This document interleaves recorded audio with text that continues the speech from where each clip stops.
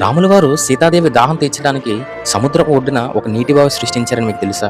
ఎక్కడో కాదు, రామేశ్వరంలో సముద్రపు ఒడ్డున ఈ నీటి బావి ఉంది.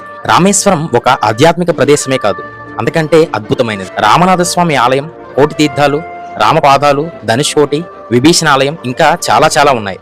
అందులో ఈ విల్లుండి తీర్థం ఒకటి. 64 తీర్థాల్లో ఒకటిగా ప్రసిద్ధి చెందిన ఈ విల్లుండి తీర్థం రామేశ్వరానికి 6 కిలోమీటర్ల దూరంలో ఉంది. రాములు వారు లంక నుంచి సీతాదేవిని తీసుకొచ్చిన తర్వాత రామేశ్వరంలో శివలింగాన్ని ప్రతిష్ఠించిన విషయం అందరికీ తెలిసిందే. శివలింగాన్ని ప్రతిష్ఠించి తిరిగి వెళ్తున్నప్పుడు సీతాదేవికి దాహం వేస్తుంది. అప్పుడు రాములు వారు సరిగ్గా ఈ ప్రదేశంలో రాములు వారు విల్లుతో ఇక్కడ ఒక బావిని సృష్టించారు. విల్లు నుండి పుట్టింది కాబట్టి దీన్ని విల్లుండి తీర్థం అని అంటారు.